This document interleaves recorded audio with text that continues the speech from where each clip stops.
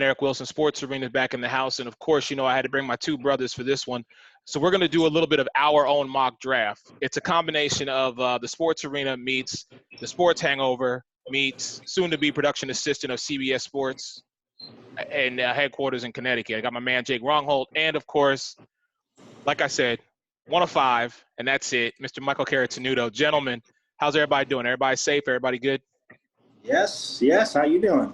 If All this right. can be, just get through another week of quarantine and go from there. So Yeah.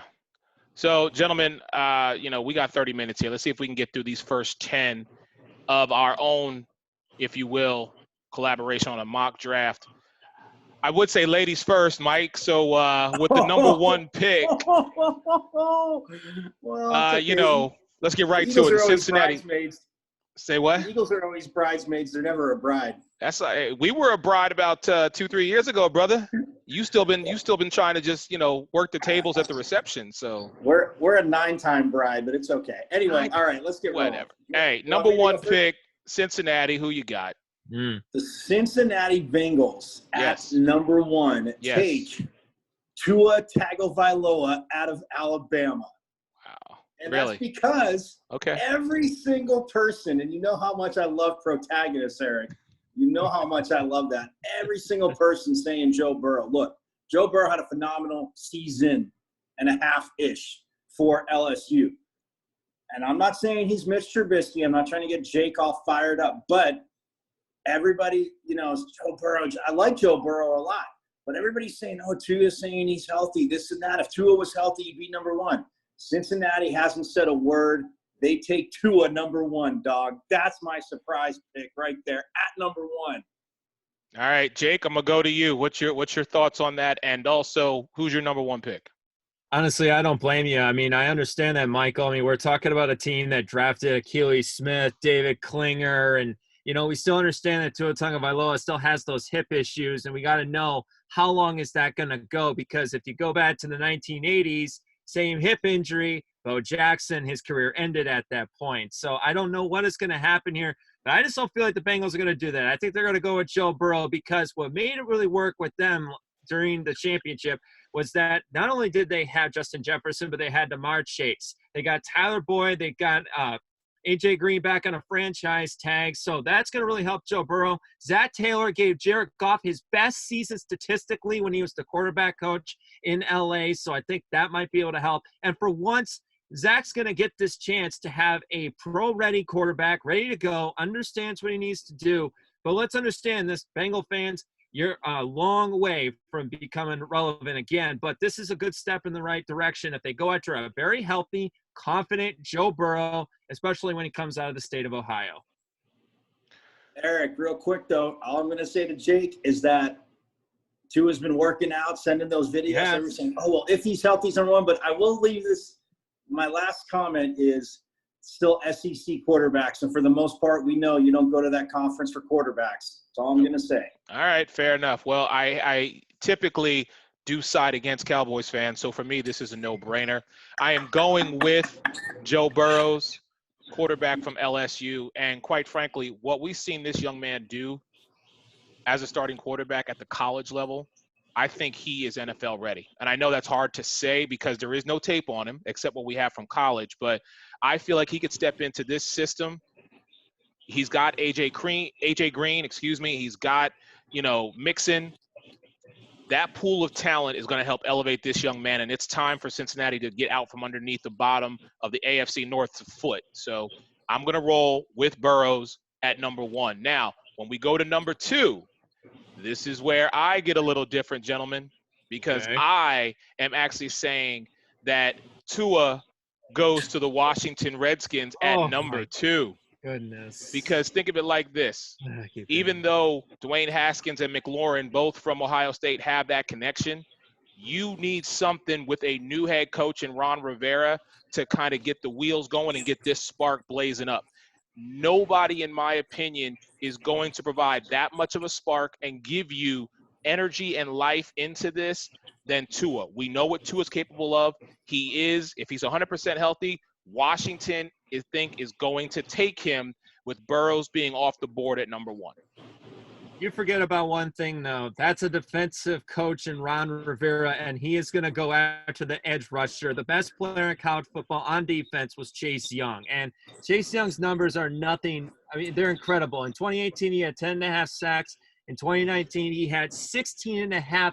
I mean, if you watch him battle it out against Clemson in that semifinal game, you will see how truly special Chase Young was to this team. And this is what Ron Rivera, this is the kind of guy that you could rally around and make this defense a lot better for the future, because they're one of the worst defenses last year in the NFL. And you need a guy that comes in pro-ready, coming out of a good system that Greg Schiano did with them in his last year as defensive coordinator at Ohio State. You got to go with Chase Young. This is the home run right here. Look, Washington has been purgatory for the NFL. This is a good step forward if they get that opportunity. Chase Young goes number 2. Before, Mike, you say anything, here's my only retort to that. Because of the defensive mind that is Ron Rivera, I think he's going to go more with a veteran presence rather than bring in a rookie at number 2 who you're going to need. So that's why I say he shakes it up and brings in the quarterback that he wants, because we don't know if him and Haskins are going to be able to work well together. Haskins may be still pissed off from Jay Gruden and is like,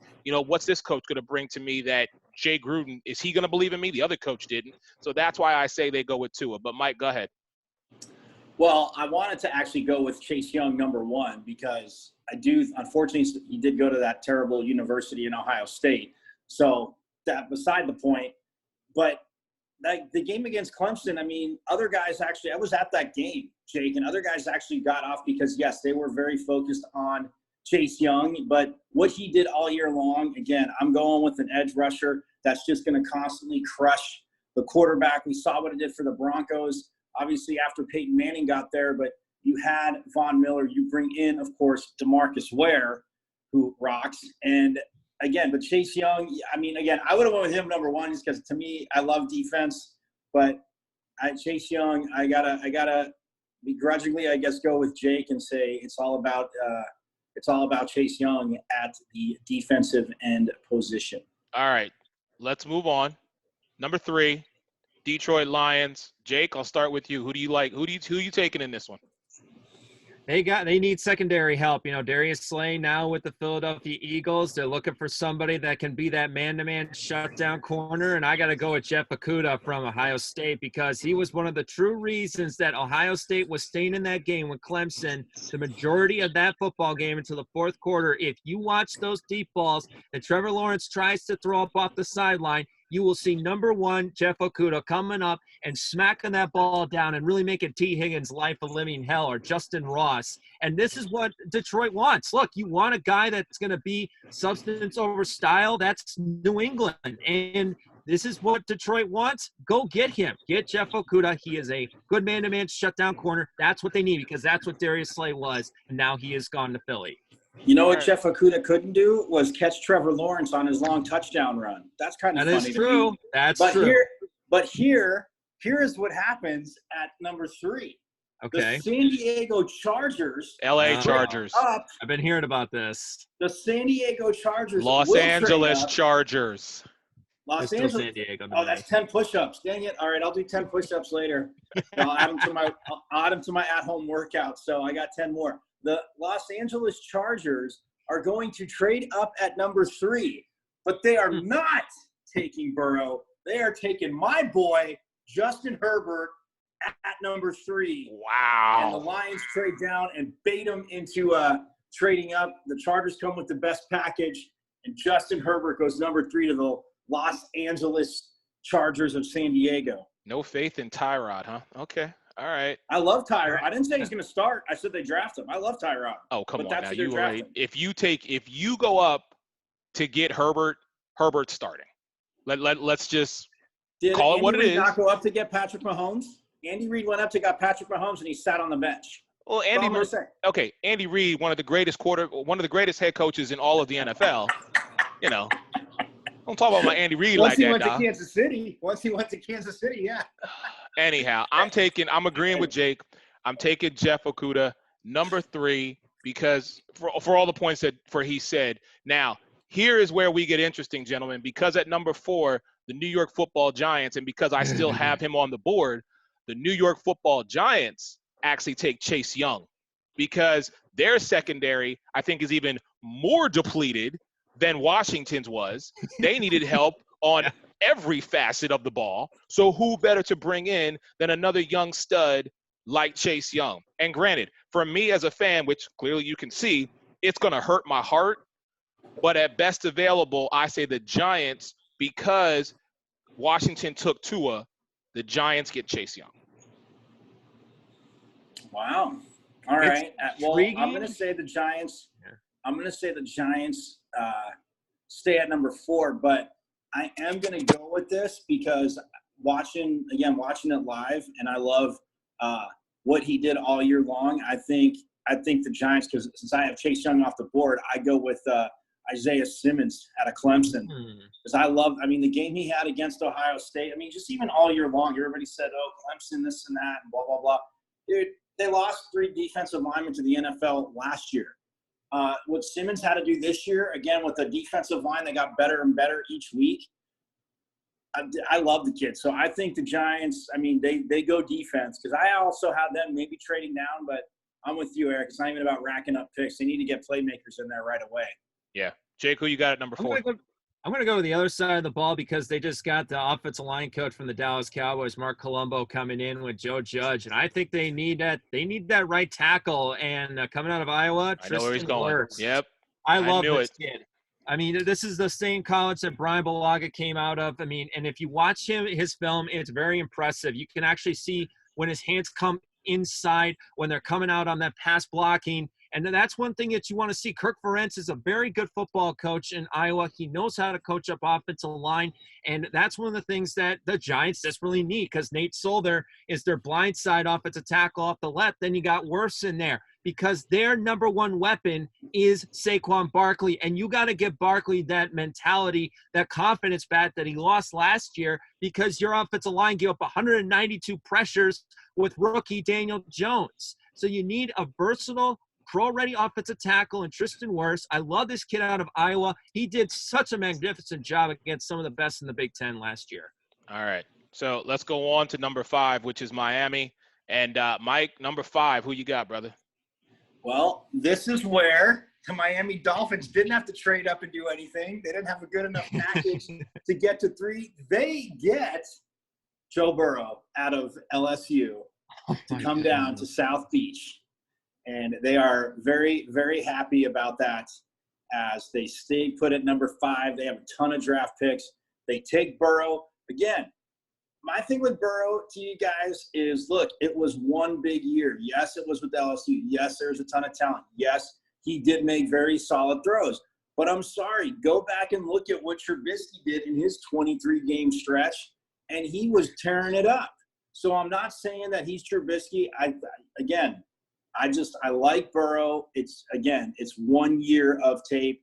That's why I have him there. I think he will be good, but I still think, I would still lean towards Justin Herbert. Everything I saw over a 3-year period from Herbert. Are you kidding me? Well, Mike, I'm glad you said that, because that's actually my pick at number 5. I think Miami Dolphins go get Justin Herbert. I know 3 quarterbacks in the first 5 picks of the first round of the draft, but with what these teams need, it's not always about best player. It's not always about best available. It's about who's going to fit your scheme the best. And I really feel like at Miami, Justin Herbert, now that the AFC East is completely wide open, imagine now you've got Josh Allen, Sam Darnold, whoever it is for the Patriots, and we can say Stidham at this particular point, and then you throw in Justin Herbert.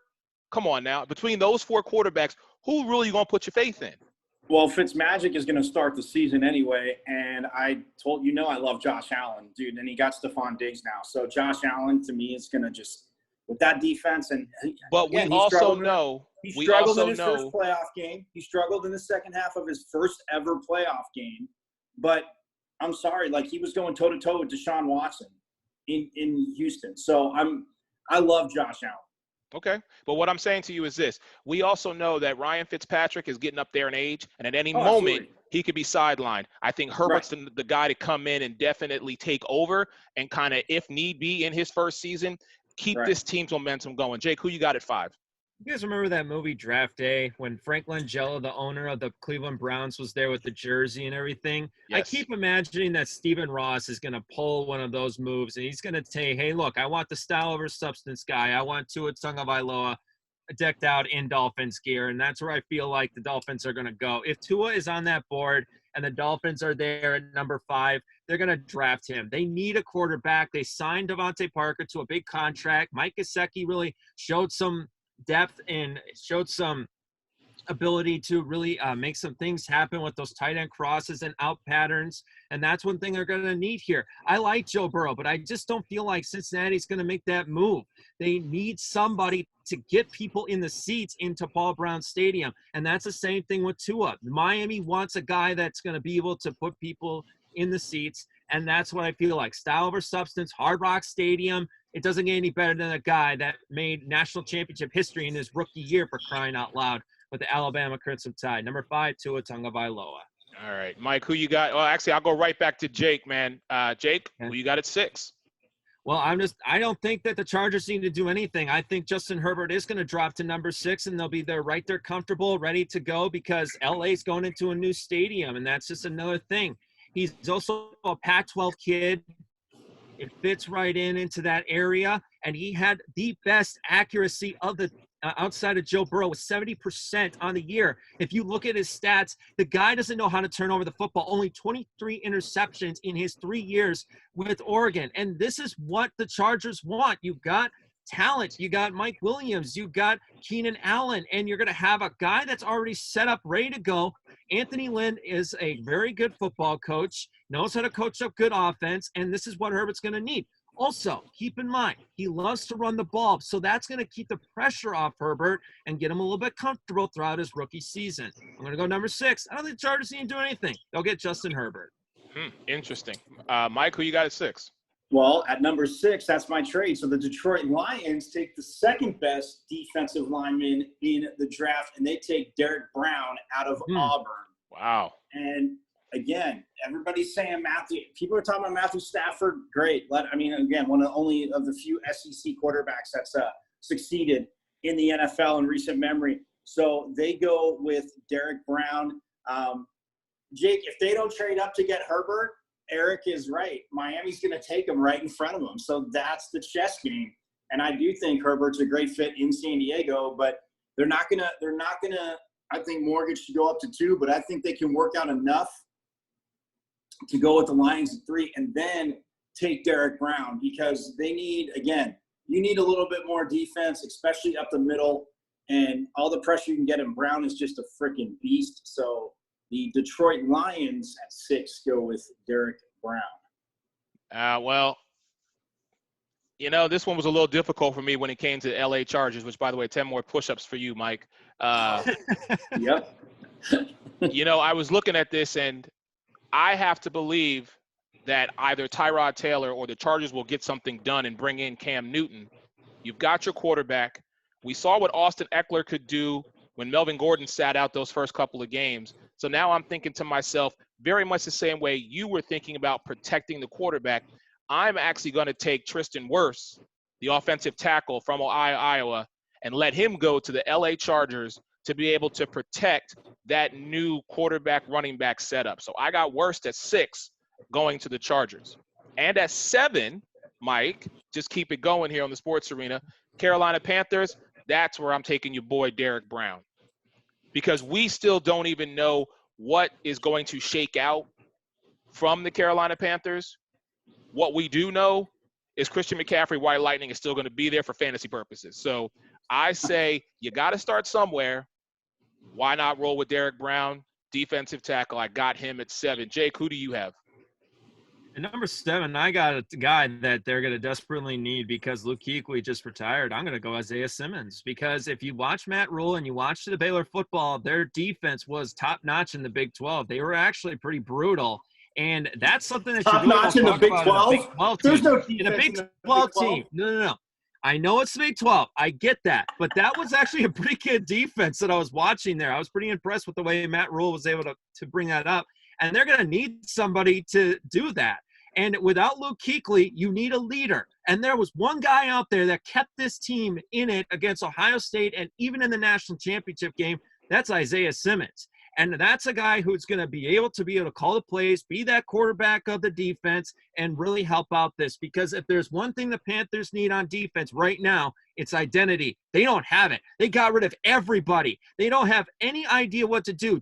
James Bradbury gone, Eric Reed cut, and now you got Kuechly retired. You got to go with somebody who knows what to do in situation and bring an identity. I think Isaiah Simmons will drop to number 7 with the Panthers. Michael, you got it 7. Who's dropping to number 7 to the Panthers? That's where Jeff Okudah, you're talking about Matt Rule and defense, that's where Jeff Okudah ends up 100% with the Panthers because of all just the traffic jam and madness in front of it. Jeff Okudah ends up in Carolina. And again, defensively, with the quarterbacks we talked about last time in this division, Jake, you want your shutdown corner. I can even see Carolina maybe trying to trade up to get Okudah if they thought he wasn't going to be there, but I don't think they have to. They get Okudah right there. And you want a corner with all these quarterbacks in that division? That's where they need to go. All right. So let's go to number 8, which falls to the Arizona Cardinals. This team, as we know, you got Cliff Kingsbury. You've got Larry Fitzgerald, Christian Kirk. Now you add DeAndre Hopkins. Jake, at number 8, who do the Arizona Cardinals take? Got to go with my guy, Derek Brown. And I understand what is going on here. I mean, a lot of people are forgetting about how bad that defense was with Vance Joseph as the defensive coordinator. They need a pass rush, even though Chandler Jones is there. Corey Peters only had 2 sacks as the defensive end. And this is a versatile player who is just a monster between the line. You could split him and Jordan Phillips. You can have some fun. He's fast. He can be able to cuff up that football. And he is just a threat inside there because it's going to scare the daylights out of a lot of quarterbacks because you need somebody that is going to be able to take on Jimmy Garoppolo and Russell Wilson and Jared Goff. And this is what the Cardinals want. Look, you want to be able to create this high-flying offense with Cliff Kingsbury. I get that. But you need defense to win in this division. And I think Derek Brown would be that guy because I just absolutely, out of all the 10 picks that I looked at, floored by Derek Brown's highlight reel because it is just incredible the way this kid plays. All right, Mike, who you got at 8 going to NBC Sports Radio 1060, the Sports Hangover, covering the Arizona Cardinals out there, buddy. Who's your pick? Well, since Derek Brown's already gone and the Cardinals aren't trading up, I am definitely going with and out of these two, again, it was tough, but I'm going with Andrew Thomas out of Georgia. I think they stir up the tackle side. On the other side, from DJ Humphries and Andrew Thomas now on the right side. I mean, again, at least it's in Kyler Murray's face. So I got to go with Andrew Thomas to the Cardinals. I think they really like him. But I will say this, if Derek Brown is there, because according to me, Derek Brown's already gone, as I said, to the Lions. But if Derek Brown's still there, Derek Brown's a Cardinal, but I don't think he is. And I think that's where they go with Andrew Thomas. All right, so I got one for you here. Like number 8. Hey, Mike, you might heard of this guy. He is from Roll Tide, Alabama. I'm talking about Jedrick Willis. Yep. I think he's going to be the guy to come in and assist Arizona. I think personally, my opinion, if he is still there at 8, which I'm pretty sure he's going to be, the instant impact that Willis is going to give Arizona, I think is going to make Arizona Cardinals an NFC West playoff team. And I know that's just one man. Willis is good, but I don't think he's better than Thomas. We'll see. I'm going with Willis at 8. All right. That's better than any of those two. That's just me. All right, number 9.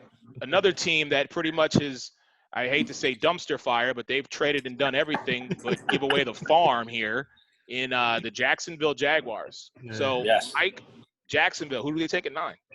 Well, Jake, here's where your boy goes. Right after that, Tristan Wirfs goes to Jacksonville because he's still on my board. And the happiest man in the room is going to be I was going to say Nick Foles, but he got traded to the Bears. Gardner Minshew? It's Gardner Minshew. Thank you. Yeah. is Gardner Minshew. But yeah, Tristan Wirfs, I mean, with what he did, I just think he fits.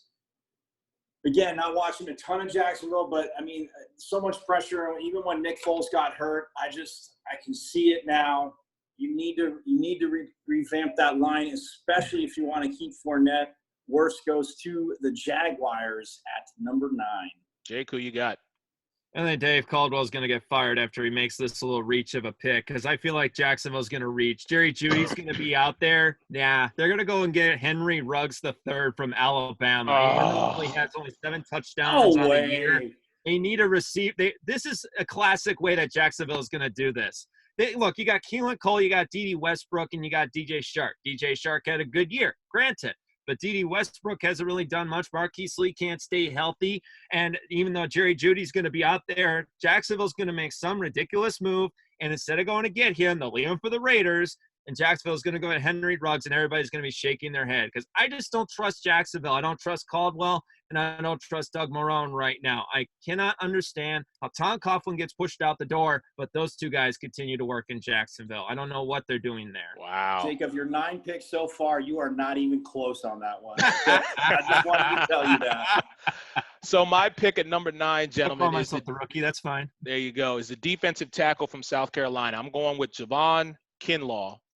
I think he's the guy. Like I said, going back to when I was talking to, New York having to do something on the defensive side of the ball, and you got to start somewhere.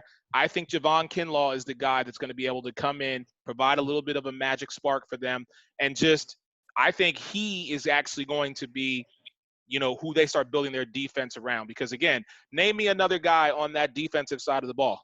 Don't worry, I'll wait. Yeah. My point exactly. Thank you. All right, gentlemen. Last one here. Number 10, the Cleveland Browns. Oh, easy. Go ahead, Mike. Easy. Who they take? I have to go with your boy. I have to go with Jedrick Willis. They need to protect Baker Mayfield more. They got the phenomenal running game. If Thomas is still there, if the Cardinals go that, I say they would go Thomas. But I don't think Thomas is there. I think the Cardinals snatch him up. And Jedrick Willis out of Alabama is there because you get a full season of Kareem Hunt and Nick Chubb. Come on, man. Get out of here. So, and Baker Mayfield, again, we'll see, Jarvis Landry, and we'll see what happens with Odell Beckham Jr. But, man, you get a road grader in there like that, give him more time, and give those backs more space. Ooh, the AFC North might get really interesting really fast. All right, Jake, who you got? I'd like to go with that, but they just got a right tackle in Jack Conklin that they just gave a bunch of money to, so they need a good blindside guy, especially with Greg Robinson getting busted at the border. So they're going to go get 6'7", 370 pounds out of Louisville, Mekhi Benton. Benton is unbelievable to watch off that blind side. He's versatile. He's quick off the snap. He is also just a monster to deal with. And this is what they need. They need to keep Baker Mayfield alive here because if you look at Baltimore, they just went and got Derek Wolfe. They went and got Calais Campbell, so that's going to make it a big problem. Pittsburgh is still going to have a solid defense. They need a good, strong alignment off that left side to protect Baker Mayfield. Otherwise, it's going to be a mess, and it doesn't get any better than a 6'7" guy where Scott Satterfield was able to change that program in 1 year and at least get them above 500 record. I really love watching Benton play, and I think he'll fit in nicely with Cleveland. Well, for all those points, plus the fact that he's just a great guy, having the opportunity to speak with him during the NFL Combine, completely agree with you. Cleveland Browns, number 10, Mekhi Becton. That's the guy. Mike, you can shake your head all you want, man. This is why it's called a mock draft. Mike never agree. If you ever listen to him, and my picks come out and the trade comes out, the Lions do that for me with the Chargers, I'm just going to be smiling all day. But I'm telling you, that's fine. Put it on the group text. If Willis isn't there, then I could see Becton. But I'm telling you right now, if Thomas keeps slipping, that's the I guess the monkey wrench, because between Wirfs and Thomas, and if Wirfs slips to the Cardinals, we were talking at 8, that's where it gets crazy, because then I think maybe they could go with him there, but I think he ends up in Jacksonville. I like that at 9. I like my one trade. And yeah. Fair enough. Gentlemen, thank you so much. We're going to Eric Wilson alongside production assistant, soon to be at CBS Sports headquarters in Connecticut, Mr. Jake Rongholt, and of course, NBC Sports Radio, Sports Hangover, 1060 in Arizona. Gentlemen, thank you so much for joining me. Love you.